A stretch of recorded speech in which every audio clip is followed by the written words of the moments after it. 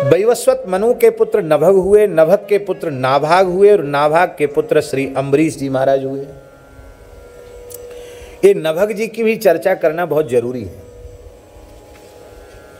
और उनके पुत्र नाभाग जी की भी चर्चा करना जरूरी है। नभग जी मनु जी के पुत्र हैं, वैवस्वत मनु के पुत्र हैं। नभग जी के कई पुत्र थे, उनमें एक पुत्र का नाम नाभाग था। वो पुत्र वशिष्ठ जी के यहाँ पढ़ने गए और यथा समय अपना अध्ययन पूर्ण करके लौट के आ गए। नाभाग जी का मन लंबे समय तक लग गया, दीर्घ काल तक तपस्या करते रहे, ब्रह्मचर्य व्रत का पालन करते हुए वेदों का स्वाध्याय करते रहे। अब गुरुजी ने कहा कि अब तुम्हारा अध्ययन पूर्ण हुआ, अब तुम समावर्तन कराओ। समावर्तन करा के जब घर आए तो उनके भाइयों के सबके विवाह हो गए थे और भाइयों ने हिस्सा बांट भी कर लिया था, पैतृक संपत्ति का बंटवारा कर लिया था। नाभाग जी ने कहा कि हमारा हिस्सा तो लाओ भाई, हम आए हैं, अब हमने समावर्तन कराया है, विवाह भी होगा हमारा, अब बताओ हम क्या करेंगे, हमारा हिस्सा तो हमको दो। तो उनके भाइयों ने कहा तुम्हारे हिस्से में ये बूढ़े पिता माता हैं, क्यों, इनकी समस्या है, कौन सेवा करेगा इनकी, यह है संसार का स्वरूप। पैतृक संपत्ति तो सबने ले ली, अब सेवा का वजन सब पर पड़ रहा है, कौन करेगा सेवा। तो ये पिता माता की सेवा तुम्हारे हिस्से में दी गई है। इतना सुनते ही नाभाग जी के नेत्र भर आए। उन्होंने अपने भाइयों को प्रणाम किया और कहा आप लोग कितने उदार हैं, आपने हमें सबसे श्रेष्ठ संपत्ति दी है। पुत्र के लिए अपने पिता माता की सेवा से बढ़कर कोई संपत्ति नहीं। आप कितने उदार हैं, सच्ची संपत्ति आपने हमको दे दी। आपने शरयू किनारे जाकर के एक पर्णकुटी का निर्माण कर लिया और पिता माता से कहा कि आप हमारे हिस्से में आए हो, अब आप हमारी संपत्ति हो, हम आपकी सेवा करेंगे। अरे पुत्र, तुम्हारे साथ तुम्हारे भाइयों ने अन्याय किया है, छल किया है, मैं वृद्ध भला किसकी संपत्ति हो सकता हूँ। कहा मेरे लिए तो आपकी सेवा से बड़ी कोई संपत्ति नहीं है। अच्छा तो करो सेवा। प्रेम से सेवा करने लगे, विवाह भी इनका हो गया और एक दिन इनकी सेवा से पिता नभग प्रसन्न हो गए। उन्होंने कहा देखो बेटा नाभाग, तुम वेदों के अनुपम विद्वान हो। उत्तराखंड में हिमालय पर्वत पर कुछ ऋषि यज्ञ कर रहे हैं। अंगिरा गोत्री ब्राह्मण सदैव स्वर्ग जाने के लिए यज्ञ कर रहे हैं और वे छठे दिन के मंत्र कुछ विस्मृत हो जाते हैं। उनमें कुछ स्वर में या किसी चीज में ऐसा विपर्यय हो जाता है, व्यतिक्रम हो जाता है कि उसके कारण वे स्वर्ग नहीं जा पा रहे हैं। और उनके यज्ञ में बहुत संपत्ति है, सब सोने चांदी के पात्र हैं, बहुत स्वर्ण आदि उनके यहाँ बहुत है।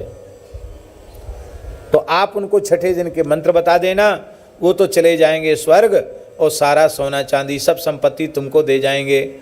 तो तुम भी ब्राह्मणों की कृपा से धनाढ्य हो जाओगे, धनवान हो जाओगे, अर्थ का संकट नहीं रहेगा। इनके मन में कोई धन के प्रति बिल्कुल भी लोलुपता नहीं थी, वो धन को कुछ समझते ही नहीं थे, लेकिन पिता की आज्ञा का उल्लंघन नहीं कर सकते थे। कहा जो आज्ञा पिताजी। और उत्तराखंड गए, उन्होंने छठे दिन के मंत्र बताए। ऋषि तब तो स्वर्ग चले गए, सारे बर्तन भांडे इनको दे दिए, बोले सब यज्ञीय पात्र ये सब स्वर्ण के हैं, ले जाओ तुम। ये बटोरने लगे तो भगवान शिव ने प्रकट होकर के दर्शन दिया। नील लोहित वर्ण के स्वरूप में भगवान शिव प्रकट हुए, हाथ में त्रिशूल लिए हुए थे, डमरू लिए हुए थे। आपने उन महापुरुष को देखकर प्रणाम, उन्हें पहचाना कि शंकर जी हैं, चरणों में प्रणाम किया। बोले भगवान आप हमको क्यों रोक रहे हैं, आप कौन हैं। बोले हम कौन हैं ये तो तुम्हारे पिताजी तुमको बता देंगे, पर ये संपत्ति तुम्हारी नहीं है, इस पर हमारा अधिकार है और तुमको हमारी बात पर भरोसा न हो तो अपने पिताजी से जाकर पूछ लो। इन्होंने ये नहीं कहा कि जिसने दी, जो मालिक था संपत्ति का वो वही हमको दे गया तो हमारा अधिकार क्यों नहीं, ये नहीं कहा इन्होंने। कहा ठीक है। और कहाँ हिमालय, और वहाँ से फिर पैदल चल के अयोध्या जी पहुँचे। फिर पिताजी को कहा कि पिताजी, अरे बेटा तुम तो बड़े भाग्यशाली हो, जिन भगवान शंकर की कठोर तपस्या करने से भी अनुभूति नहीं होती है, बड़े बड़े योगियों को भी ध्यान में अनुभूति नहीं होती है, वे भगवान शिव साक्षात पधारे, तुमने उनका दर्शन किया और उनसे बातचीत की, तुम बड़े भाग्यशाली। जाओ उनके चरणों में प्रणाम करना और कहना महाराज ये सब आपका ही है, हमारे अपराध को क्षमा करें, आप हमें आशीर्वाद दें, हमारा परम कल्याण हो, हमें और कुछ नहीं चाहिए। आकर इन्होंने भगवान शिव को प्रणाम किया, प्रार्थना कर दी। शंकर जी रीझ गए इनकी पितृभक्ति पर। कितने सीधे साधे सरल हैं, जो कहता है उसको मान लेते हैं। टेढ़े होते हैं वो सबकी बात नहीं मानते हैं, और सीधे जो होते हैं वो सबकी बात मान लेते हैं, अच्छे हैं। भगवान शंकर ने कहा कि देखो तुम क्षत्रिय हो, यज्ञ शिष्ट तुम्हारा सर्वनाश कर देता है, क्योंकि यज्ञ शिष्ट रुद्र का अंश होता है और मैं प्रलय का देवता हूं। बहुत ध्यान से सुनो ये कथा। यज्ञ का बचा हुआ अन्य किसी कार्य में व्यय नहीं करना चाहिए।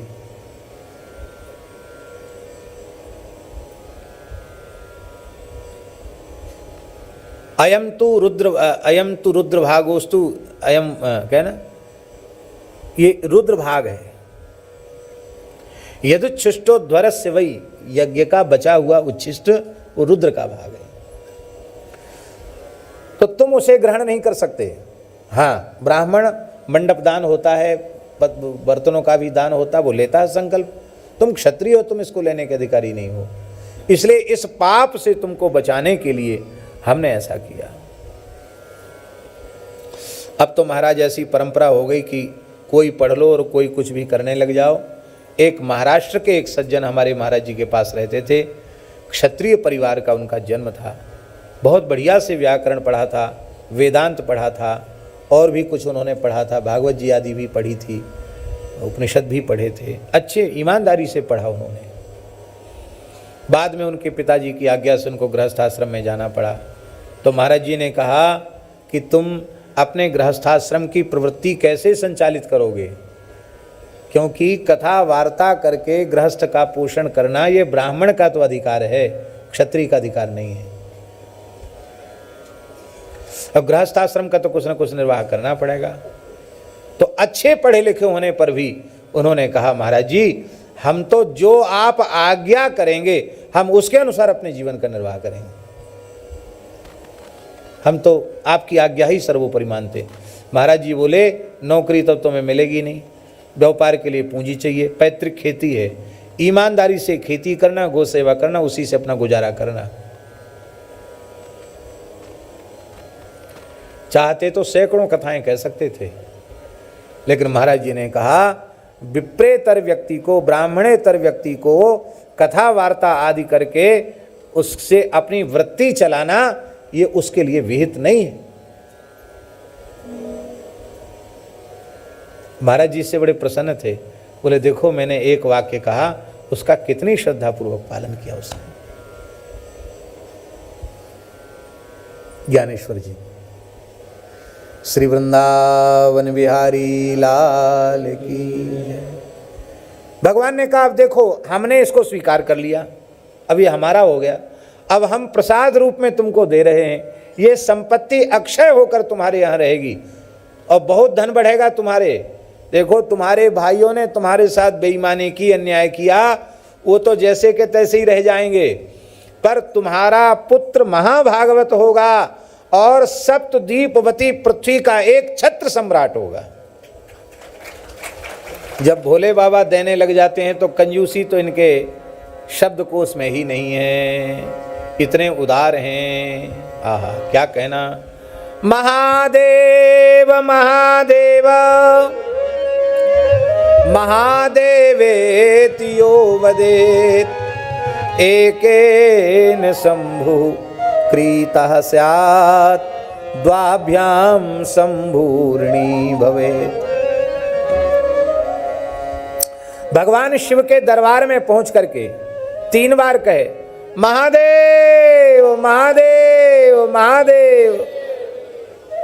तो भगवान शंकर सोचते हैं एक बार इसने महादेव कहकर पुकारा तो इसने हमको खरीद लिया, हम तो बिक गए। अब इसने 2 बार और कह दिया तो हम कर्जदार हो गए, अब हम इसको क्या दें। इतने उदार हैं शंकर जी, आशुतोष अवधरदानी। इसलिए विनय जी में गोस्वामी जी ने कहा, बाबरो रावरो नाह भवानी, बाबरो रावरो नाह भवानी। आप गाइए, बावरो रावरो नाह भवानी, बावरो रावरो नाह भवानी। जानी बड़े दिन बीत गए, वेद बड़ाई भानी। ये कह रहा, बावरो रावरो नाह भवानी, बाबरो रावरो नाह भवानी। निज घर की बर बात बिलो कहू, हो तुम परम सयानी। शिव की आहा संपदा देखत, शिव की दई संपदा देखत, श्री शारदा सिहानी। बावरो रावरो नाह भवानी, बावरो रावरो नाह भवानी। जिनके भाल की लिपि मेरी, सुख की नहीं निशानी। तिन रंकन को नाक संवारत, तिन रंकन को नाक संवारत, हो आयो नकवानी। हमारे नाको दम आ गया, क्यों हमको विधाता बना दिया। बानी रावरो नाह भवानी, बावरो रावरो नाह भवानी। दुखी दीन इनके दुख जाचकता फूला, दुखी दीनता दुख के दुख जाचकता अकुलानी। अधिकार सौंपिए और भीख भली में जानी, भीख भली में जानी। बावरो रावरो नाह भवानी। ये ब्रह्मा वाला पद किसी दूसरे को सौंप दो, हम तो भीख मांग के गुजारा कर लेंगे, हमारी एक भी नहीं चलती है। बस आपके दरबार में आकर कोई रोया, जिसके भाल पर मैंने कोई सुख की निशानी नहीं लिखी, उसके लिए तुमने स्वर्ग जैसा, स्वर्ग का साम्राज्य उसको प्रदान कर दिया। महाराज हमारे नाको दम हो गया, ये अधिकार दूसरे को सौंप दो। प्रेम प्रशंसा विनय व्यंग जुत विधि की यह बानी। प्रेम प्रशंसा विनय व्यंग युत सुनि विधि की बरबानी।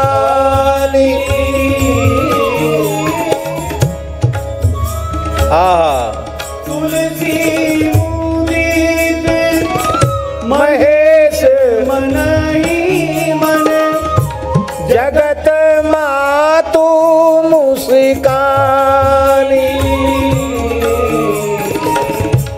जगत मातु मुस्कानी। बाबरो रावरो नाह भवानी। बाबरो रावरो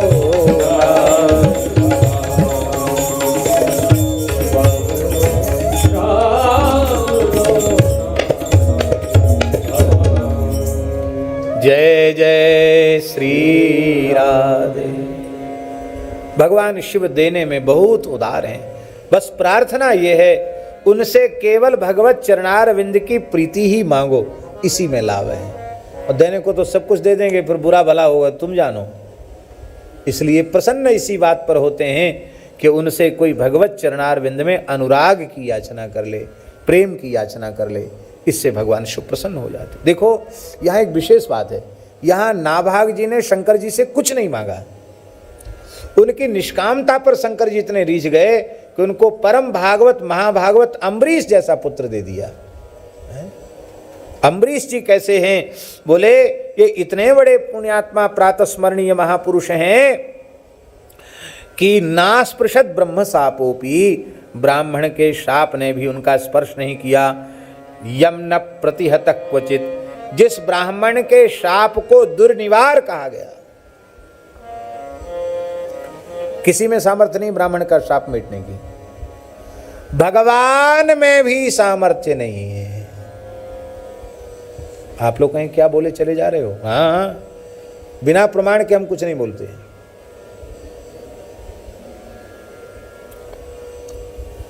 एक बार ध्यान से सुने, एक बार दैत्य देवताओं से पराजित होकर के मारे मारे फिर रहे थे, भाग रहे थे। देवता पीछे पड़े थे, इनको मार डालो, खत्म ही करो, उनका किस्सा खत्म कर दो। और उस समय भृगु जी महाराज तपस्या कर रहे थे। शुक्राचार्य जी जो दैत्यों के पुरोहित हैं वो भी तपस्या कर रहे थे। वो मृत संजीवनी विद्या लेने के लिए गए थे भगवान शिव के पास, वहां तपस्या कर रहे थे शंकर जी की। तो अवसर देखकर देवता आ गए और दैत्य भृगु जी की पत्नी ख्याति की शरण में आए कि माता, इस समय बाबा गुरु भी तपस्या कर रहे हैं और गुरु जी भी तपस्या कर रहे हैं, तो हमको बचाएगा कौन? आप ही बचाओ हमको। उन्होंने कहा माँ भैषी, डरो मत, एक ब्राह्मणी के आश्रम में तुम हो, चिंता मत करो, डरो मत। देवता आए, बोले निकालो इनको यहाँ से, मैं मारूंगा इनको। तुम नहीं मार सकते हो, इनको हमने शरण दी है।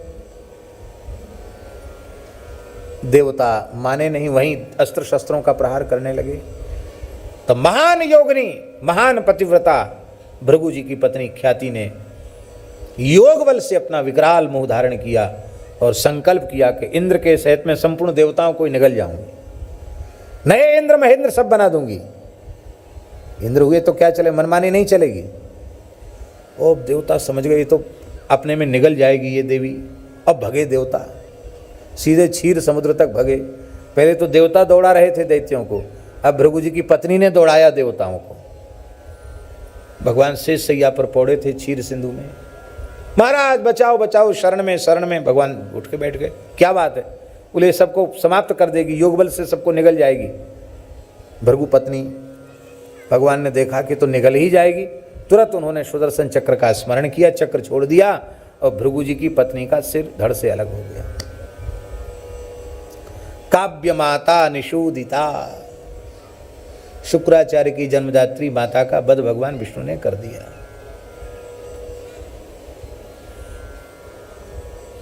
देवता चले गए, दैत्य भी बेचारे भाग गए, पाताल को चले गए, देवता अपने अपने लोक को चले गए। भृगु जी आए। भृगु जी ने कहा शरणागतों की रक्षा करना ये तुम्हारी ठेका है क्या? और कोई ठेकेदार नहीं हो सकता है? आप ही ठेकेदार अकेले बने भय हो शरणागतों की रक्षा के। अरे किसी के भी पास कोई आवे कहता हुआ कि हम आपकी शरण में हमारी रक्षा करो, उसकी रक्षा करनी चाहिए, ये धर्म है।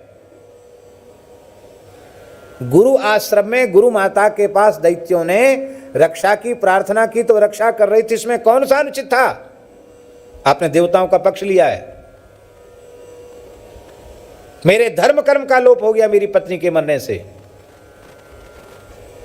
अग्निहोत्र बिना पत्नी के संभव नहीं है। मैं शाप देता हूं, अपनी महान पतिव्रता पत्नी के वियोग में जैसे मुझे पीड़ा हो रही है, ऐसी तुम्हें मनुष्य लोक में अवतार लेना पड़ेगा और यही राक्षस हर ले जाएंगे तुम्हारी पत्नी को, तुम्हें रोना पड़ेगा।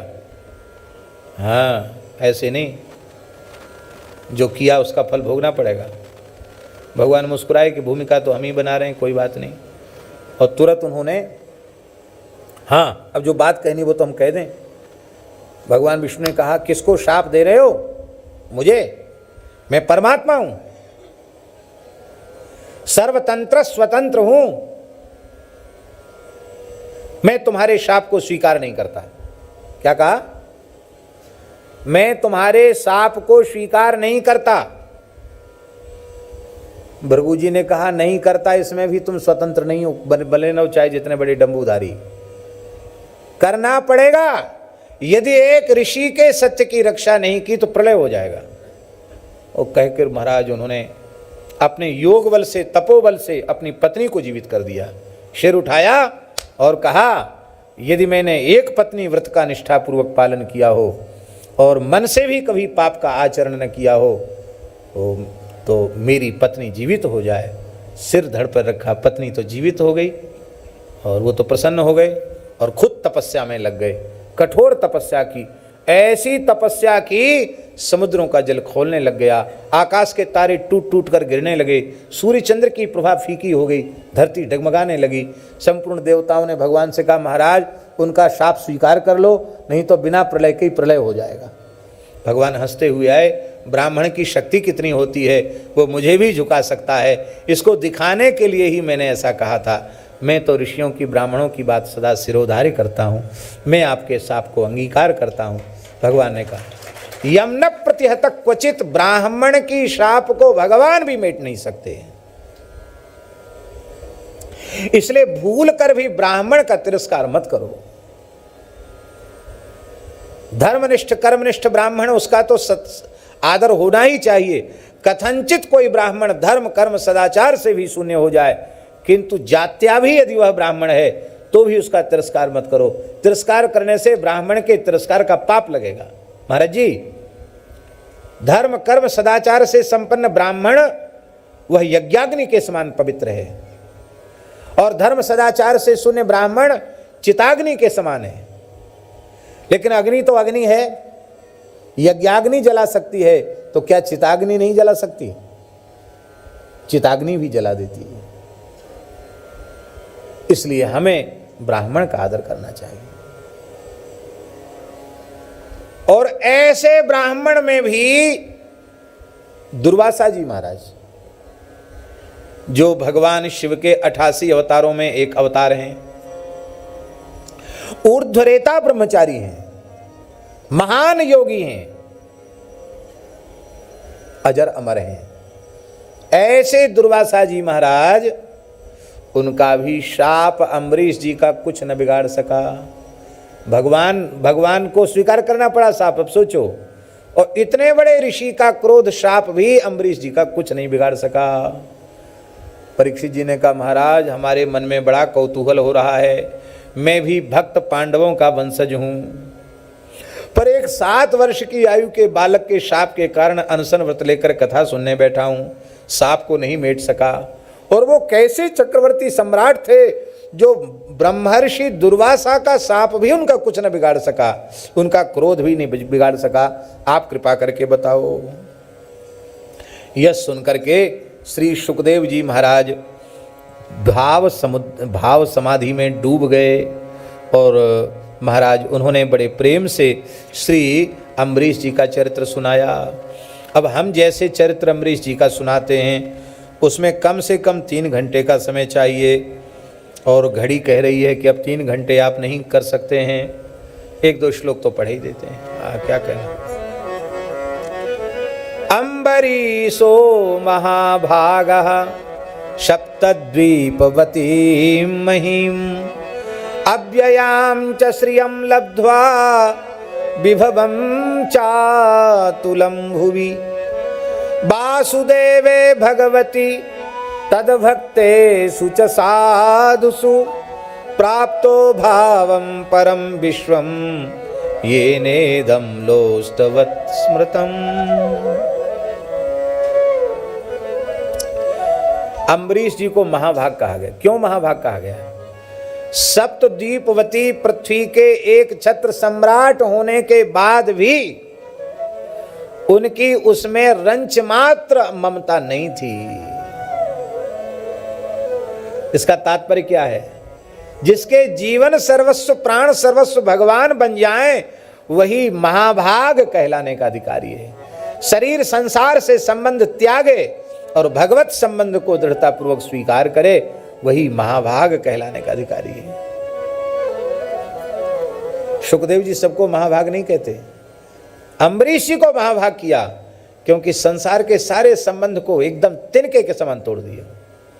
मैं अपनो मन हरि सो जोर्यो, मैं अपनो मन हरि सो जोर्यो, मैं अपनो मन हरि सो जोर्यो, मैं अपनो मन हरि सो जोर्यो, हरि सो जोरी सबनि सो तोर्यो, हरि सो जोरी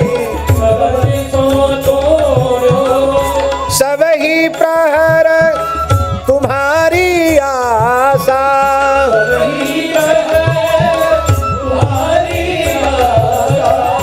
मन क्रम वचन कहत रे दासा, मन क्रम वचन कहत रे दासा, मन क्रम वचन कहत रे दासा, मन क्रम वचन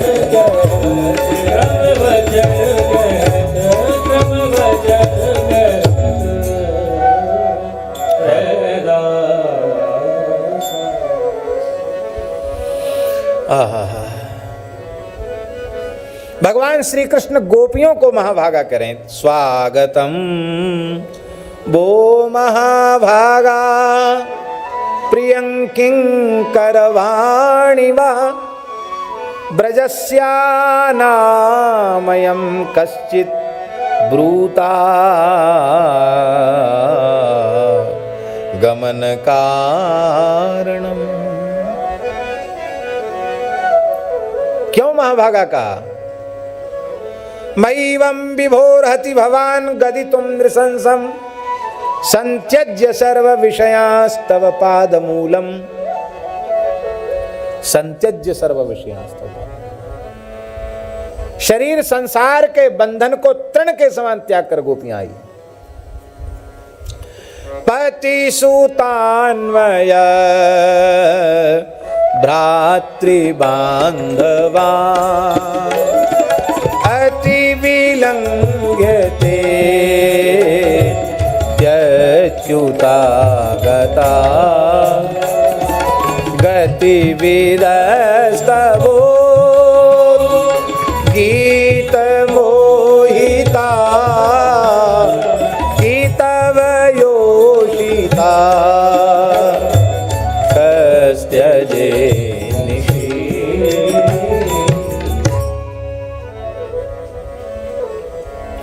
ऐसा छोड़ सको शरीर संसार की आसक्ति को, ममता को, और भगवान से संबंध जोड़ सको तो महाभाग हो, तो महाभागा हो, और नहीं तो बने रहो अपने आप में बड़े से बड़े। क्या होता उससे? ऐसे थोड़ी बड़े बनते हैं। संसार में बड़ा बनना कितना खतरनाक है। एक महात्मा से हमने कहा, जयपुर की बात है, क्योंकि आप तो बहुत बड़े हो, यहीं बैठ जाओ। और ये बोले राम राम राम, आप अपनी वाणी से कभी ऐसा मत बोलना। हमने कहा क्यों, क्या गलती हो गई?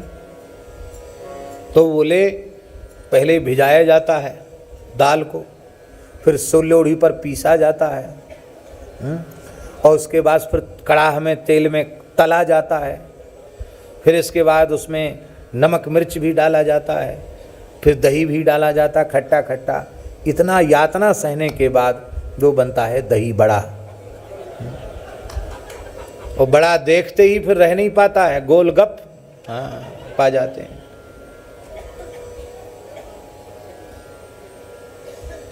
एक पंडित जी मंत्र बोल रहे थे, शुक्लाम वरधरम देवम शशिवर्णम चतुर्भुजम प्रसन्न बदनम ध्यायेत सर्वविघ्नोपशांतये। सीधे साधे पंडित जी थे, कोई पढ़े नहीं थे, संस्कृत ठीक से पढ़े नहीं थे। तो दूसरे पंडित जी ने कहा जजमान से कि तुम्हारा जो गुरु है ना, कुलगुरु मूर्ख है एकदम, कुछ नहीं जानता है। अरे महाराज बहुत कुछ जानते हैं। कहा ये जो श्लोक बोला है इसका अर्थ पूछो इसको, शुक्लाम वरदम देवम का क्या अर्थ है, बता दे तो जाने। महाराज बताओ क्या अर्थ है इसका। अरे बोले क्या अर्थ, सीधा साधा अर्थ दही बड़ा है। कैसे? शुक्लाम वरधरम, क्या सफ़ेद दही की चादर ओढ़ लेता है, देवम चमकता हुआ, शशि वर्णम एकदम पूर्णिमा के चंद्रमा के जैसा, चतुर्भुजम चतुर लोग साग पूड़ी नहीं खाते हैं, दही बड़ा हो तो दही बड़ा से ही चिनाई कर लेते हैं। चतुर्भुजम चतुर लोगों का भोजन, और प्रसन्न वदनम ध्यायेत, ऐसा दही बड़ा सामने परोस के आ जाता, आहा क्या कहना, और पेट में चला जाए तो सर्व विघ्नोपशांत है, सब विघ्न बाधा दूर हो जाते हैं। तो बोले दही बड़ा इतना खतरनाक है, इतना बड़ा होने पर तब बड़ा बनते हैं, इसलिए आप ये बिल्कुल मत कहो कि आप तो बड़े हो, बड़े कहते कोई ना कोई खा जाएगा। बोलो वृंदावन बिहारी। संसार की संपत्ति उन्हें मिट्टी के ढेले के समान समझ में आती थी। इसी को गीता में भगवान ने कहा समलोष्टास्म कांचन, गुणातीत पुरुष के लक्षण में वर्णन किया गया है। मिट्टी का ढेला, पत्थर और सोना, उनमें भेद उनकी दृष्टि में नहीं होता है। पर महाराज जी ये भाव कैसे मिला उनको, ये भी लिखा है इसमें। अम्बरीश जी को ये भाव मिला, वासुदेवे भगवती तद्भक्तेषु च साधुषु प्राप्तो भावम परम विश्वम येनेदम लोष्टवत स्मृतम।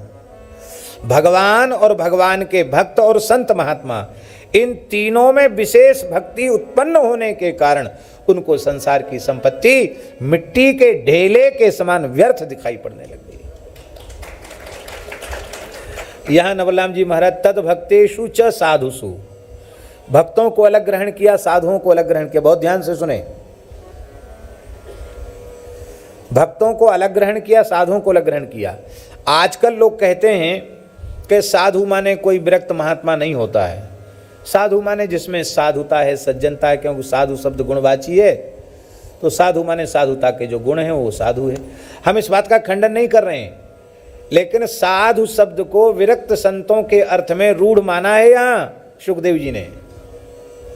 और योगाद रूढ़िर बलीयसी, यौगिक शब्दों से रूढ़ी बलवान होती है, ये सिद्धांत है। इसलिए साधु शब्द से साधुसु माने विरक्ता न्यासिना, ये ग्रहण किया गया है। दोनों में भाव था ऋषि का, गृहस्थ भक्त हैं उनमें भी भाव था, और जो विरक्त संत महात्मा हैं उनमें भी उनका परम भाव था। भक्त मात्र का आदर करते थे, चाहे वो गृहस्थ हो अथवा विरक्त हो, सबका आदर करते थे। तो उनको संसार की संपत्ति मिट्टी के ढेले के समान दिखाई पड़ती थी। सवै मनः कृष्ण पदारविंदयो वचांसि वैकुंठ गुणानुवर्णने करौ हरेर मंदिर मार्जनादिषु श्रुतिं चकाराच्युत शतकथोदये मुकुंद लिंगालय दर्शने दृशौ तदभृत्य गात्र स्पर्शेंग संगमम घ्राणं च तत्पाद सरोज सौरभे श्रीमत्तुलस्या रसनां तदर्पिते पादौ हरे क्षेत्र पदानुसर्पणे शिरो ऋषिकेश पदाभिवंदने कामं च दास्येन तु काम काम्यया यथोत्तम श्लोक जनाश्रयारति। क्या कहना, क्या अद्भुत श्लोक है। आपने अपने मन को निश्चय पूर्वक श्री कृष्ण के चरण कमल में विराजमान कर दिया। इंद्रियों की विषय में प्रवृत्ति में मन ही कारण है। मन जिस इंद्रिय के साथ होता है वह इंद्रिय अपने विषय को प्राप्त करना चाहती है, और मन को जब भगवान के मन रूपी भौरे को भगवान के चरण कमल रूपी कोश में प्रतिष्ठित कर दिया जाएगा तो फिर वो स्वप्न में भी भगवद अतिरिक्त किसी विषय में प्रवृत्त होगा नहीं। जागृत की बात तो छोड़ दो, स्वप्न में भी निश्चय पूर्वक अपने मन रूपी भौरे को भगवान के चरण कमल रूपी कोष में विराजमान कर दिया। अपनी संपूर्ण वाणियों का व्यवहार मात्र वे भगवान नाम संकीर्तन में ही करते थे। वैकुंठ गुणानुवर्णने, यहाँ केवल नाम कीर्तन नहीं, गुणानुवर्णन, भगवान के गुणानुवाद में। बचांसी में बहुवचन है, इसका अर्थ है परापश्यंती मध्यमा वैखरी, चारों वाणियों से वो भगवान का ही गुणगान करते थे, भगवान के नाम रूप लीला का कीर्तन करते थे। करऊ हरेर मंदिर मार्जनादिषु। आजकल लोग कहते हैं कि हम तो बहुत बड़े आदमी हैं, अब हमको फुर्सत कहाँ है सेवा पूजा की। पर चक्रवर्ती सम्राट होते हुए भी मंदिर में झाड़ू लगाना, बर्तन मांजना, पार्षद धोना, चंदन घिसना, ये सारी सेवा स्वयं करते थे। करऊ हरेर मंदिर मार्जनादिषु। आदिशु का अर्थ है, महाराज जी कहते थे कि चक्की भी खुद भी चला करके आटा निकालते थे ठाकुर जी की सेवा के लिए। स्वयं बगीचा लगाना, स्वयं पुष्प चुन कर लाना, स्वयं भगवान के लिए पुष्पहार बनाना, भगवान की किसी भी सेवा में किसी को सहभागी नहीं करते थे। सेवा हम भी करते हैं, हम तो करते ही नहीं खैर, लेकिन एक उदाहरण दे रहे हैं कि सेवा करते हैं तो हमारी इच्छा क्या होती है कि ये झाड़ू लगा दे, वो पोंछा लगा दे, बर्तन ये धो ले, चंदन ये घिस दे, और फिर चलो पूजा भी ये कर रहा है तो करने दे। बाद में हम बड़े पुजारी हैं, ओम जय जगदीश हरे स्वामी जय, ये कर लें। सेवा छिने तो ऐसे लगे कि मेरे प्राण छिन रहे हैं, तब समझो सेवा है।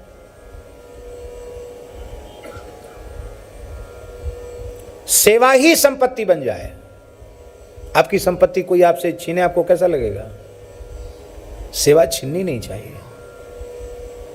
सेवा न मांगी जाती है, न सेवा दी जाती है।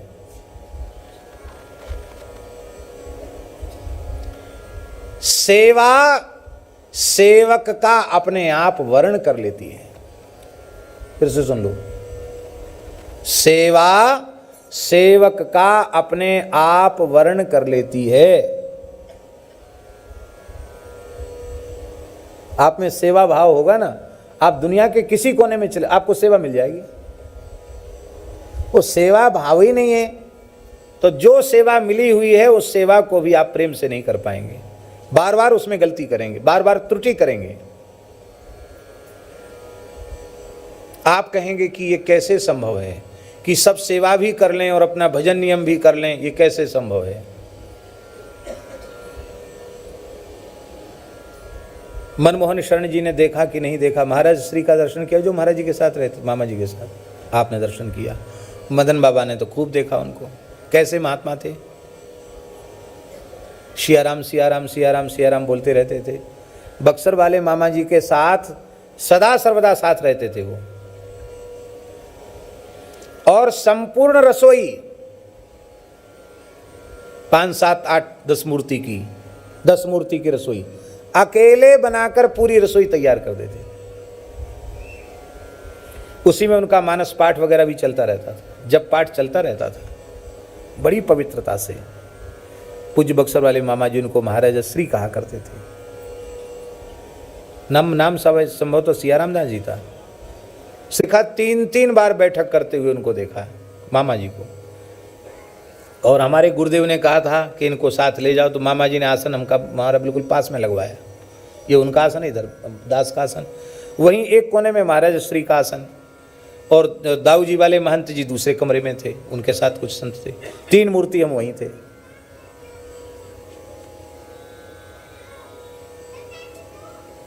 और दिन भर पंचायत लगी रही थी उनके यहाँ, और महाराजा श्री रसोई बना के महाराज जी को बड़े प्रेम से जिमा के, उस भीड़ में भी उनका पाठ जप आदि सब कुछ चलता रहता, एकदम अंतर्मुख। यात्रा में मानस जी का पाठ 3 दिन यात्रा में मामा जी के साथ हो जाता, जब तक नियम पूरा तब तक जल नहीं पीते थे महाराजा श्री। ऐसे संत श्री सियाराम दास जी, और ऐसे ही बड़ी दिव्य गति से श्रीधाम वृंदावन की रज उनको प्राप्त हुई। तो हमने ये देखा कि वृद्ध शरीर और सेवा में इतनी सावधानी, अहर्निश सेवा, पर हमारी प्रवृत्ति नहीं है। मूल बात इतनी सी है, इसलिए सेवकों में भी प्रायः झगड़ा ही बना रहता है। ये कुछ नहीं करता, मैं सब कुछ करता हूँ, ये स्थिति भी बनी रहती है। तो राग द्वेष फिर बढ़ता है, फिर उससे भजन साधन सब चौपट हो जाता है, सब नष्ट हो जाता है। महाराज जी कहते थे कि एक बार अम्बरीश जी महाराज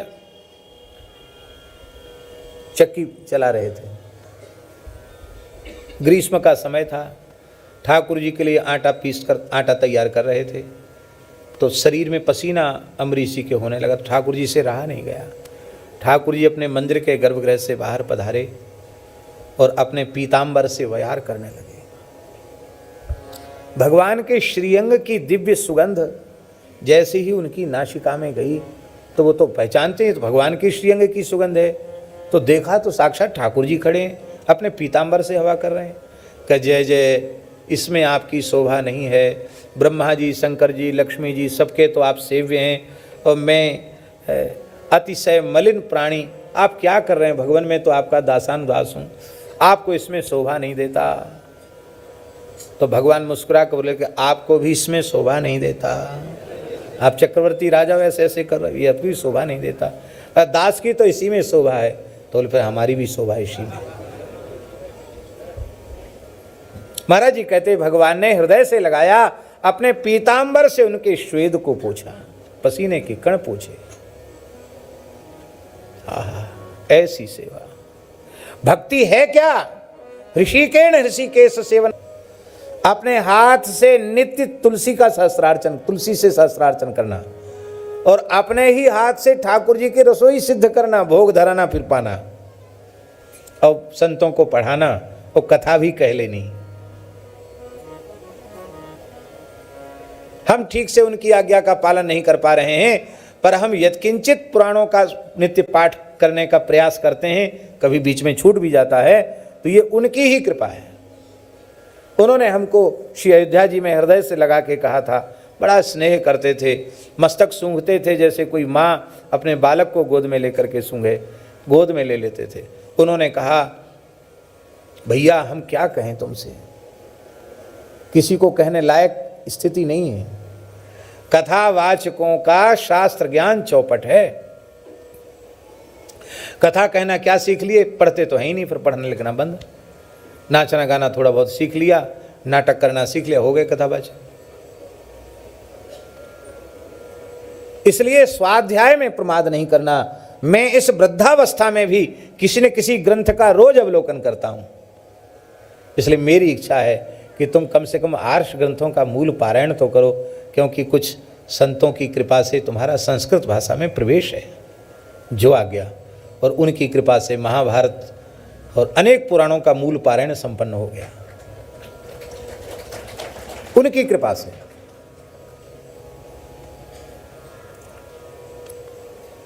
इसलिए सच्ची बात है कि हम प्रमाद में जी रहे हैं। हमारा लक्ष्य सुदृढ़ हो जाए कि हमको पहुंचना कहाँ, हमको जाना कहाँ है, ये हमारा पक्का हो जाए, और हमारे जीवन से प्रमाद चला जाए, तो हम सब कुछ स्वयं ही कर सकते हैं। सारी सेवा स्वयं करते थे। श्रुतिम चकाराच्युत सत्कथोदय, अपने कान को भगवान की कथा सुनने में लगा रखा था। अच्युत कथोदय और सतकथोदय, सताम कथा सतकथा, माने भगवान का चरित्र तो सुनते ही थे, भगवान के मंगल, भगवान के प्राण प्यारे भक्तों के चरित्र भी सुनते थे।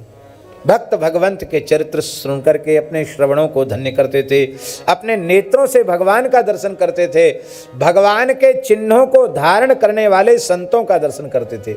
मुकुंद लिंगालय, मुकुंद माने भगवान, लिंग माने चिन्ह, भगवती चिन्ह, ऊर्ध्व पुंड तुलसी आदि, इनको धारण करने वाले जो हरि भक्त हैं, उनके चिन्हों का दर्शन करके वो भगवत दर्शन का सुख प्राप्त करते थे।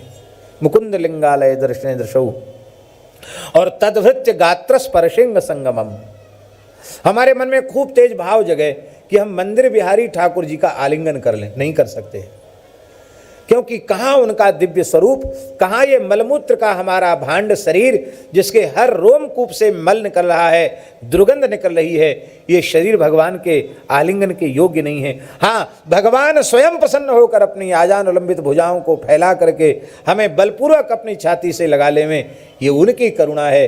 पर मंदिर विहारी स्वरूप का हम आलिंगन करें, ये मर्यादा नहीं है। तो भगवदालिंगन का सुख कैसे प्राप्त करते थे अम्बरीश जी? तद्भृत्य गात्र स्पर्शिंग संगमम, भगवान के भक्तों का आलिंगन करके वे भगवदालिंगन का सुख प्राप्त करते थे। कोई संत हृदय से लगा लेवे तो समझना भगवान ने हृदय से लगा लिया, सदगुरु प्रसन्न होकर हृदय से लगा लेवे तो समझो भगवान ने हृदय से लगा लिया। भगवान का आलिंगन का सुख प्राप्त करते थे। नासिका से भगवान के चरणों में चढ़ी हुई फूल तुलसी की सुगंध लेते थे और रसना से भगवान के नाम का स्वाद लेते थे, भगवद अर्पित प्रसाद का आस्वादन करते थे। अपने पैरों से भगवान के मंदिर की परिक्रमा करते थे, तुलसी पीपल गिरिराज जी वृंदावन आदि की परिक्रमा करते थे और मस्तक सदा भगवान के चरणों में झुका कर रखते थे, वंदन भक्ति करते थे। इस प्रकार की अनन्य भक्ति करके चाहते क्या थे? बोले कामं च दास्ये न तु काम काम्यया, कामं च दास्ये न तु काम काम्यया, यथोत्तम श्लोक जनाश्रयारति, यथोत्तम श्लोक जनाश्रयारति। कामं च दास्ये न तु काम काम्यया, कामं च दास्ये काम काम्यया। सेवा के बदले सेवा ही चाहते थे, दास्य के बदले दास्य चाहते थे, कामनाओं की पूर्ति नहीं चाहते थे। सेवा का फल सेवा ही है, भजन का फल भजन ही है, सत्संग का फल सत्संग ही है। महाराज जी, जिसे हम साधन कहते हैं वही हमारा साध्य के रूप में विराजमान हो जाता है। साधन साध्य का भेद समाप्त हो जाता है, वही साधन बन जाता है और वही हमारा साध्य बन जाता है।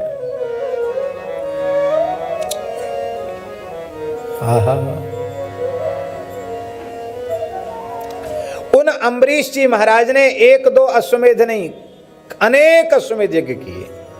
बहुवचन है यहाँ। ईजे स्वमेधै रधियज्ञमीश्वरम्, ईजे स्वमेधै रधियज्ञमीश्वरम्, महाविभूत्योपचितांग दक्षिणै, महाविभूत्योपचितांग तैर्वसिष्ठा सित गौतमादिर्ध्वन्य धन्वन्यभिस्रो तमसो सरस्वतीं, धन्वन्यभिस्रो तमसो सरस्वतीं। श्री सुदर्शन सिंह चक्र जी ने, श्री चक्र दादाजी ने एक कल्याण पत्रिका में लेख लिखा था अम्बरीश के अश्वमेध। हमने वो पुरानी पत्रिका में पढ़ा, बड़ा अद्भुत लिखा महाराज। चक्र जी तो चक्र जी थे। अश्वमेध श्रौत यज्ञ है और श्रौत यज्ञ में पश्वालंबन भी होता है।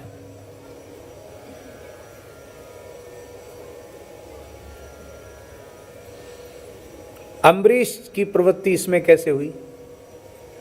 बड़ा सुंदर लिखा है चक्र जी ने कि एक दिन श्री ठाकुर जी ने अम्बरीश जी से कहा, अम्बरीश जी आप हमारी घुड़साल का दर्शन करके आए। तो अम्बरीश जी अपना तो कुछ मानते ही, राज्य भी ठाकुर जी का, घुड़साल गजशाला बाजशाला सब ठाकुर जी की, जो आ गया प्रभु। तो घुड़साल में गए तो वहाँ जाकर सब सेवकों से पूछा सब ठीक हैं? बोले महाराज ठीक तो हैं, पर एक आश्चर्यजनक घटना है। क्या? बोले इस बार विचित्र घटना घट रही है। क्या? बोले जितने घोड़ी हैं सब श्याम कर्ण अश्वों को सबने जन्म दिया है। एक श्याम कर्ण घोड़ा मिलना मुश्किल है अश्वमेध यज्ञ के लिए, और यहाँ तो सब अश्वतरियों ने, सब अश्वाओं ने श्याम कर्ण अश्व ही उत्पन्न किए। और ये श्याम कर्ण अश्व और किसी काम में नहीं आता, न युद्ध के काम में, न सवारी के काम में। ये तो अश्वमेध यज्ञ में ही इसको छोड़ने की विधि है, दूसरी परंपरा नहीं है महाराज। तो अश्वमेधी अश्व यहां उत्पन्न हुए हैं। एक भी खोजना पड़ता था पूरी धरती पर, और यहां तमाम उत्पन्न हो गए।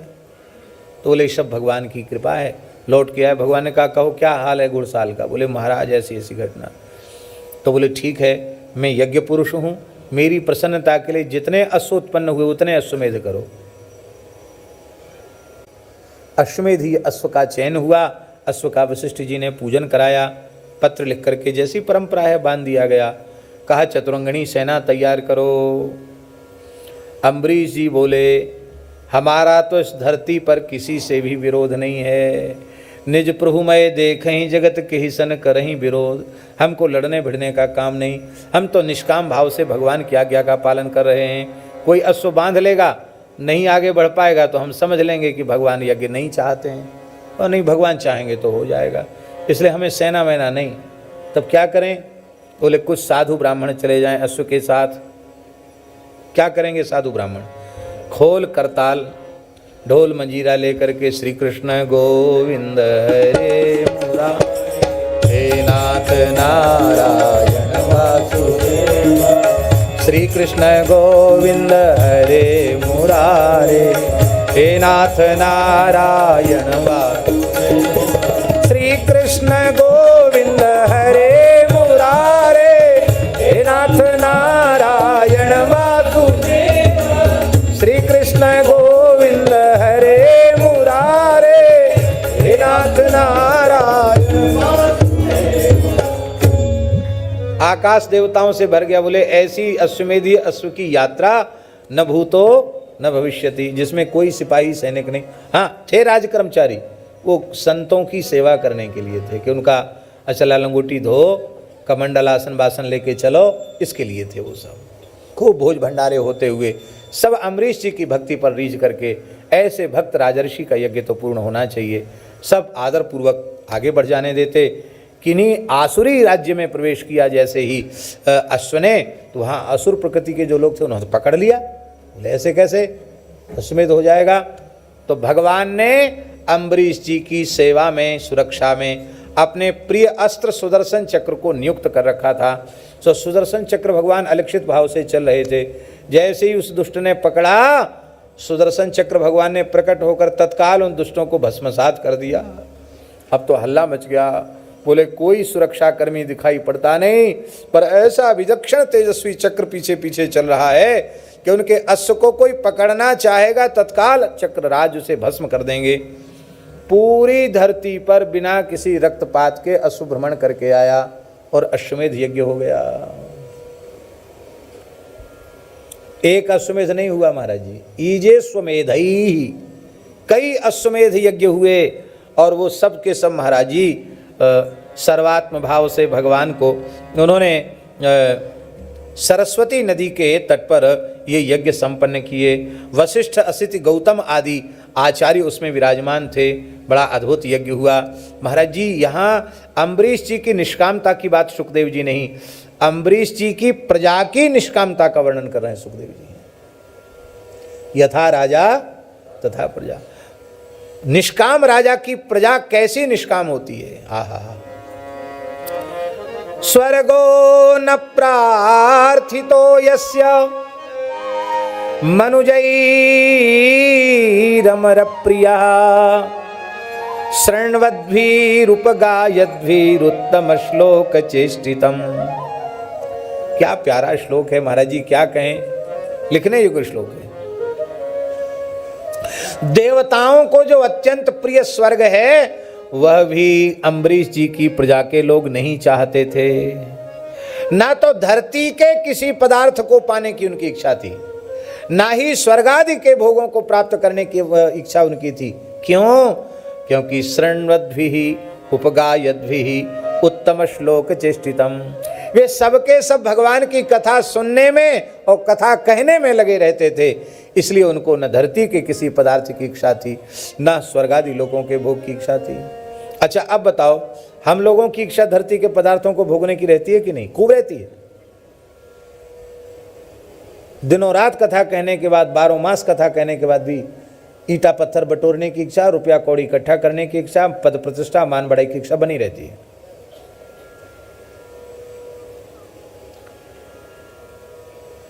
अत्यंत निर्लोभ और निष्काम भाव से कथा में प्रवृत्ति कितने लोगों की होती है? और अब तो मांगने का धंधा और चल गया। कौन कितना अधिक मांग सकता है, कितने प्रकार से मांग सकता है। एक रोटी का दे दो, आधी रोटी का इतना दे दो, है एक और।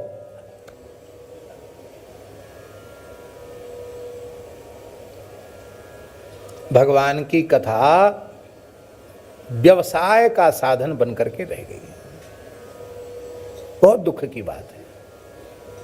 इसलिए न कहने वालों का मन लौकिक पारलौकिक भोगों से हटता है और ना ही सुनने वालों का हटता है।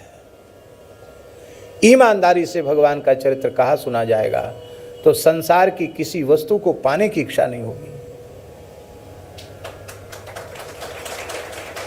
हम कहते हैं हमें स्वर्ग नहीं चाहिए। स्वर्ग तुमको मिलता कब है? नरक में तो ठोर नहीं है, स्वर्ग कहां से मिलेगा?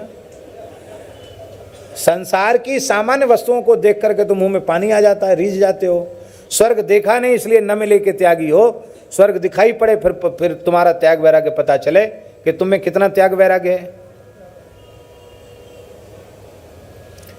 संसार की किसी भी बहुमूल्य वस्तु को देखकर ललक होती, उसको पाने की इच्छा होती है, तो आप स्वीकार कर लो हम विषयी हैं, भोगी हैं, स्वीकार कर लो।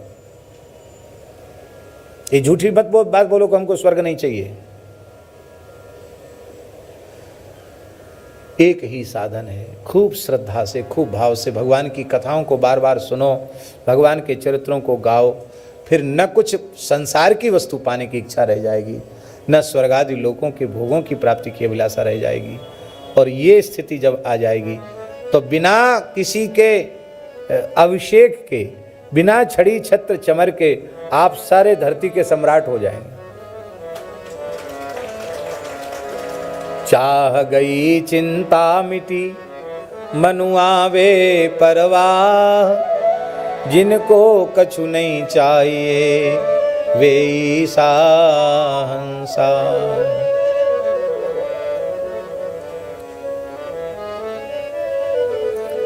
जय जय श्री राधे। जिनकी प्रजा में ऐसी निष्कामता है उन स्वयं अम्बरीश जी में कैसी निष्कामता होगी। सइत्थम भक्ति योगेन, सइत्थम भक्ति योगेन, सइत्थम भक्ति योगेन तपो युक्तेन पार्थिवः स्वधर्मेण हरिं प्रीणन् संगान सर्वान् जहौ शनैः। कहते इस प्रकार से भगवान की भक्ति करते करते आपने आसक्ति का सर्वथा त्याग कर दिया। संगान सर्वान् जहौ, संपूर्ण आसक्तियों को सनई जहौ, जीरे से त्याग दिया। सनई ही ये विशेषण इसलिए लगाया कि आसक्तियों के त्याग का अलग से कोई साधन भक्त को नहीं करना पड़ता, धीरे से आसक्ति ही उसको छोड़ के चली जाती है, क्योंकि उसकी संपूर्ण ममता भगवान में और भगवान के प्राण प्यारे भक्तों में हो जाती है। फिर संसार की शरीर की आसक्ति नहीं रह जाती है। गृहे सुदारे सुसुते सुबंधुसु, गृहे सुदारे सुसुते सुबंधुसु, द्विपोत्तम स्यंदन वाजपत्तिसु, द्विपोत्तम स्यंदन वाजपत्तिसु, अक्षय्य रत्न भरणायुधाधि अक्षय्य रत्ना भरणा श्वनन्त कोशे स्वकरोद सन्मतिं स्वनन्त कोशे स्वकरोद सन्मतिं। घरों में, पत्नियों में, पुत्रों में, बंधु बांधवों में, हाथियों में, घोड़ों में, अक्षय खजाने में, सारे राज्य में, सारी संपत्ति में अकरोत असन्मतिम, ये सब का सब नाशवान है, ऐसा आपका भाव बन गया था। आप निरंतर भगवान की अष्टयाम सेवा करते थे। आपकी छोटी रानी भी भक्ति का आचरण करती थी। तस्मा आरिराधयिषु कृष्णम महिष्या तुल्यशीलया। तुल्यशीलया महिष्या कह करके अम्बरीश जी की छोटी रानी के चरित्र का सुखदेव जी ने वर्णन किया है, पर यहाँ संकेत में वर्णन किया है और श्री प्रियादासी ने उसको विस्तृत टीका में वर्णन किया है। छोटी रानी से अम्बरीश जी का जो विवाह हुआ, उसके पहले अम्बरीश जी के 100 विवाह हो चुके थे। कितने विवाह हो गए थे? 100 विवाह हो गए थे।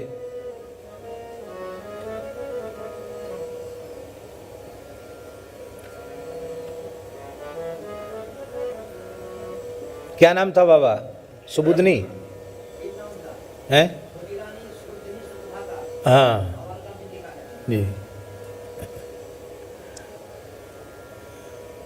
तो विदर्भ देश की राजकुमारी थी। और महाराज, इसने जब देवर्षि नारद जी के द्वारा अम्बरीश जी के चरित्र को सुना तो निश्चय कर लिया, ऐसा महाभागवत परम भागवती मुझे पति रूप में प्राप्त हो। अपनी माँ और अपनी माँ से कह दिया। माता ने पति से कहा। बड़ी प्रसन्नता हुई। मेरी बेटी चक्रवर्ती सम्राट महान भक्त अम्बरीश का वर्णन करना चाहती। बहुत प्रसन्न हुए। तुरंत पुरोहित को लेकर पत्र भेज दिया कि आप मेरी कन्या को स्वीकार करें। आपने पत्र को सिर से लगाया और बड़ी विनम्रता पूर्वक कहा, रानी बैठी सत आए, 100 रानी बैठी हैं, लेकिन मैं एक क्षण के लिए उनकी ओर देखता नहीं हूँ, क्योंकि भगवान की सेवा से मुझे अवकाश ही नहीं है। ये 101वीं रानी आकर बेचारी क्या करेगी? ये भी दुखी हो जाएगी यहाँ करके। इसलिए संसार का सुख प्राप्त करने के लिए ही गृहस्थाश्रम में लोग प्रवेश करते हैं। इसलिए संसार का सुख लेने के लिए किसी भी राजकुमार का वर्ण करें। मुझे विवाह का लोभ नहीं, विवाह का लालच नहीं। और उस कन्या को वो मना कर रहे हैं जो उस समय की धरती की सर्वोत्कृष्ट सुंदरी थी, सुबुधनी। अब तो महाराज कन्या को पिता ने कहा कि वो तो अस्वीकार कर रहे हैं, अब क्या करोगी? उनका भारतीय कन्याएं सकृत वरा होती, मैंने निश्चय कर लिया तो उन्हीं को मैं वर्ण करूंगी, दूसरे का से विवाह नहीं कर सकती। और वे नहीं स्वीकार करते तो अनशन व्रत लेकर प्राणों का विसर्जन करूंगी। पत्र लिख करके भेज दिया। तो पे लेवो पाप जिया को, मेरी मृत्यु का पाप आपके सिर पर चढ़ेगा। तब आपके मन में करुणा आई। बोले हम ब्याह शादी की फुर्सत तो हमको है नहीं। अपना राज चिन्ह भेज दिया, खड्ग भेज दिया और कहा इसी खड्ग से भांवरी पड़ जाएगी, या सो फेरो फेर लीजिए। खड्ग से ही भांवरी पड़ गई और कन्या आ गई। पहले से महल बन के तैयार था। कन्या ने बहू के रूप में आई, महल में प्रवेश कर लिया। महाराज न उसको देखने गए, न मिलने गए, न उन्हें क्या लेना देना ब्याह से। अब छोटी रानी निरंतर विचार में रहती कि मुझे कैसे महाराज का दर्शन हो, उनकी ठाकुर सेवा का दर्शन हो, ठाकुर जी की सेवा मुझे भी प्राप्त हो। तो पता चला कि अम्बरीश जी महाराज अर्धरात्रि में, हाँ रात्रि में जब ठाकुर जी शयन कर जाते हैं तो शयन के बाद जल का पात्र लेकर के वे चले जाते थे सरयू जी के किनारे और पूरी रात बैठकर सरयू जी के किनारे नाम जप करते थे। ब्रह्मवेला में फिर स्नान आदि करके अपरस में जल लेकर, सिर पर जल लेकर के एक कलश सरयू जी का, तब वो आते थे मंदिर में प्रवेश करते थे। तो रानी ने सोचा कि ये समय बहुत अच्छा है, ये रात्रि को 9-10 बजे से लेकर सवेरे 4-5 बजे तक का समय बढ़िया है, इस समय हो सकता है। तो रानी ने कैसे भी सीढ़ी लगा करके, बाहर से तो मंदिर बंद है, सीढ़ी लगाकर भीतर प्रवेश कर लिया। और जब तक महाराज आवे तब तक पूरे मंदिर में बढ़िया झाड़ू लगा करके, पोछा लगा के। देखो एक बात, माताओं को खुश करने के लिए नहीं बोल रहे हैं हम, स्वाभाविक बात बोल रहे हैं। ये माताएं लक्ष्मी स्वरूपा हैं, इसलिए किसी भी वस्तु को सुंदर बना देने की इनकी क्षमता है। कोई हमसे आप कहो पोंछा लगाओ तो कहीं ना कहीं हमारे द्वारा गंदगी रह जाएगी। वो माताएं उसी चीज़ को इतने बढ़िया सजा के रख देती, बर्तनों को भी ऐसे सजा के रखती हैं कि क्या कहना। बाबाजियों से नहीं होता, बाबाजी तो कहीं कमंडल पड़ा है, कहीं लंगोटी पड़ी है, कहीं कंबल पड़ा है, कहीं बाबाजियों का जैसा काम। माताएं बहुत घरों में देखो कितना व्यवस्थित रखती हैं माताएं घरों को। माताओं में सुंदरता की कला की क्षमता है। तो अम्बरीश जी तो अपने साधु साई सेवा करते थे और इनकी तो बहुत बढ़िया, सब सामान भी ठीक ठाक रख दिया पोंछ पाँछ करके, तो लगा कुछ कुछ बदल गया भीतर से। ये कौन करता है सेवा? ऐसे कैसे हो जाती सेवा? कई दिन हो गए तो राजा ने सोचा कि मेरी संपत्ति की चोरी कौन करता, उस चोर का पता लगाना है। तो आज सरयू जी ने जाकर के विशाल पर्दे के पीछे छिपकर बैठ गए, नाम जपने लगे। तब तक रानी ने भीतर प्रवेश किया, प्रवेश करके झाड़ू लगाई और जब वो पोंछा लगा रही थी उसके नेत्रों से अविरल अश्रुधारा बह रही थी। भगवान के नाम का निरंतर जिह्वा से जप चल रहा था। राजा हृदय से गदगद हो गया, धन्य है, धन्य है, इस छोटी रानी का भाव धन्य है।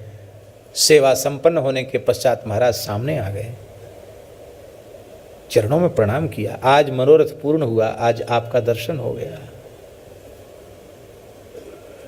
देवी,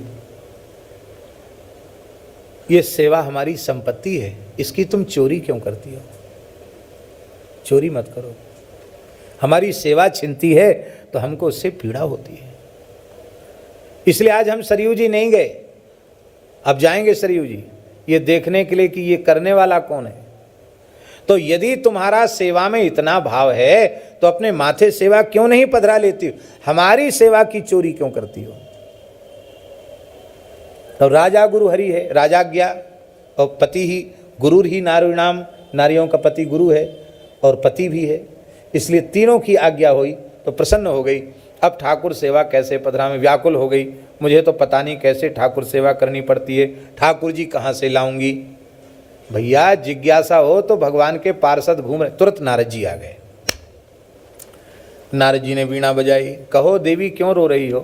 कहा आज्ञा तो हो गई है ठाकुर सेवा की, पर ठाकुर जी कहाँ से लाऊं? ठाकुर जी हम देते हैं तुमको। तब आपने इंद्र नीलमणि के स्वरूप विग्रह श्री ठाकुर जी को प्रदान किया। ये ठाकुर जी कौन है? अम्बरीश जी की छोटी रानी के हमने गुरुजनों से सुना है, करौली में जो मदन मोहन जी विराजमान हैं, जो अम्बरीश जी की छोटी रानी के ठाकुर जी, ये देवर्षि नारद जी के द्वारा प्रदत्त स्वरूप हैं।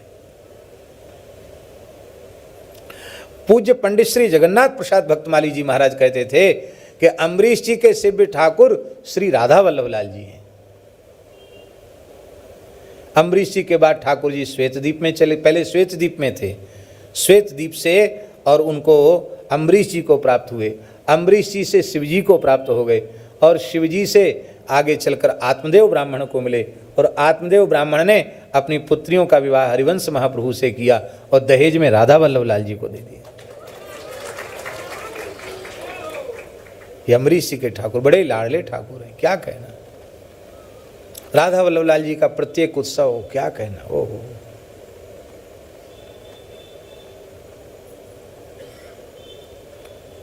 होरी में भी क्या होरी खेल रहे थे राधा वल्लभलाल जी, अद्भुत। श्री वृंदावन बिहारी। अब पूरी सेवा पूजा की विधि सिखा दी नारद जी ने। अब छोटी माताएं तो वैसे ही श्रृंगार करना बहुत अच्छा जानती हैं और भाव और हो भीतर से, फिर तो करना क्या है, बढ़िया सेवा करने लगे। नारद जी ने सोचा कि अम्बरीश जी को पता तो चले छोटी रानी की भक्ति का, तो श्री नारद जी लीला करने पधारे। श्री नारद जी अम्बरीश जी के यहाँ आए, अम्बरीश जी ने चरणों में प्रणाम किया, ठाकुर जी की प्रसादी माला धारण कराई, इतर दिया, चंदन लगाया, साष्टांग प्रणाम किया, भगवान का चरणामृत दिया, भगवान का अधरामृत प्रसाद दिया। नारद जी ने सब प्रेम से लिया और नारद जी बड़े रहस्यपूर्ण हंसी में हंसते हुए बोले, राजन आपकी भक्ति क्या कहना, तीनों लोक में आपकी जय जयकार हो रही है, पर क्या कहना महाराज, छोटी रानी का भाव, छोटी रानी की भक्ति, छोटी रानी के द्वारा किया गया ठाकुर जी का श्रृंगार और उसके द्वारा उसकी सेवा के प्रसाद का स्वाद, चरणामृत का सब कुछ अपूर्व है महाराज। ऐसा भाव तो हमने कहीं देखा ही सुना नहीं, अद्भुत भाव है।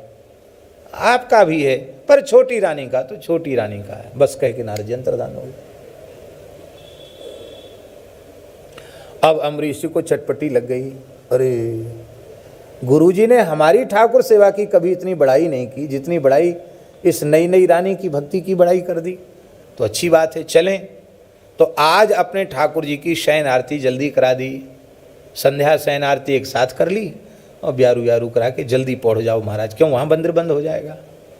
वहाँ गए, वहाँ क्या देखा, ठाकुर श्री मदन मोहन जी विराजमान हैं और छोटी रानी।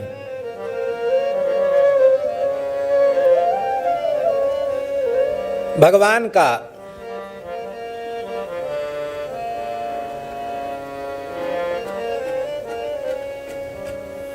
दर्शन कर रही है और वीणा बजा करके गा रही है, नमो नमो वृंदावन चंद, नमो नमो वृंदावन, नमो नमो वृंदावन चंद, नमो नमो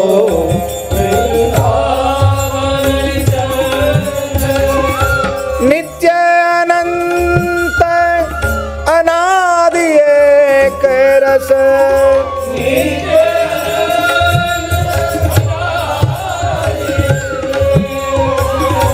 पिय प्यारी विहरत स्वच्छंद, पिय प्यारी विहरत, नमो नमो वृंदावन चंद, नमो नमो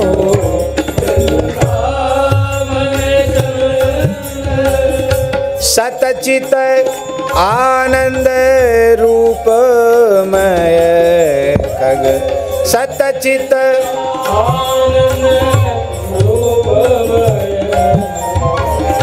सतचित आनंद रूपमय, सतचित आनंद रूपमय, खग मृग द्रुम वेली बर वृंद, खग मृग द्रुम वेली बर वृंद, भगवत रसिक निरंतर सेवत,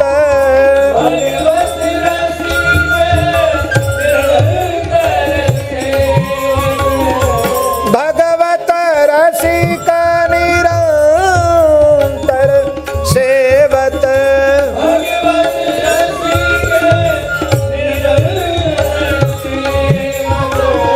मधुप भय पीवत मकरंद, मधुप भय पीवत, नमो नमो वृंदावन चल, नमो नमो वृंदावन, नमो नमो वृंदावन चल, नमो नमो, नमो नमो वृंदावन चल, नमो नमो वृंदावन, नमो नमो,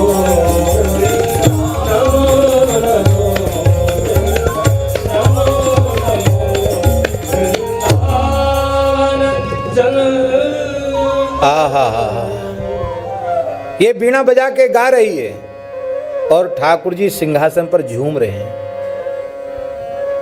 राजा ने जब प्रवेश किया तो सेवक सावधान हो गए, महाराजा धीराज की जय, चुप मौन, कीर्तन में विक्षेप हो जाएगा, हरे हरे पांव धरें पौरियन मने करें। सेवकों से कहते नहीं कुछ मत बोलो, छिप कर खड़े हैं। थोड़ी देर बाद रानी को अब कुछ लगा कि लगता है कोई खड़ा है यहाँ, देखा तो महाराज खड़े, वीणा रख दी, चरणों में सिर रखकर प्रणाम किया। राजा ने कहा, देवी तुम धन्य हो, हम तुम्हारा प्रणाम लेने नहीं आए हैं, गाओ वही ढार सो। आप सुनाओ।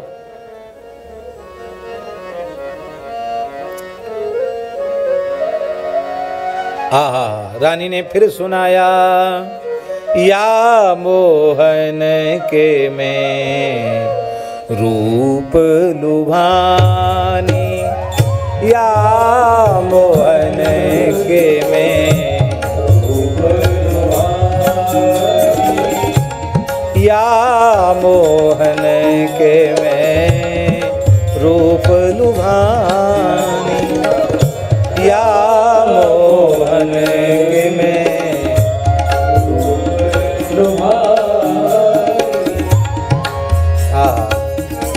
सुंदर बदन कमल दल लोचन, बाकी चितवन मंद मुस्कानी, सुंदर बदन कमल दल लोचन, बाकी चितवन मंद मुस्कानी,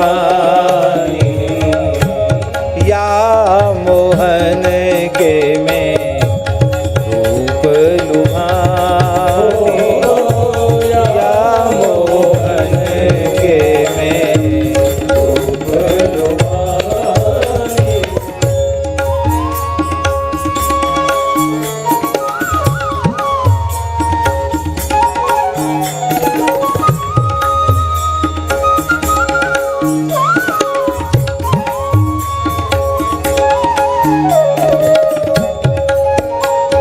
मोहन के मैं रूप लुभानी,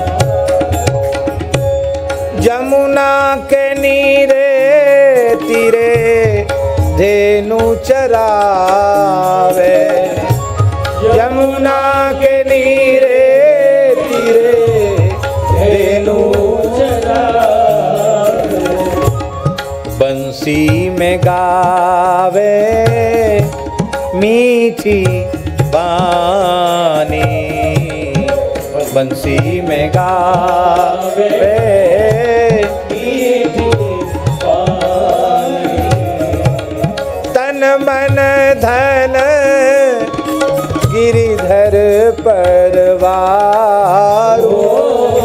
तन मन धन गिरिधर परवारो,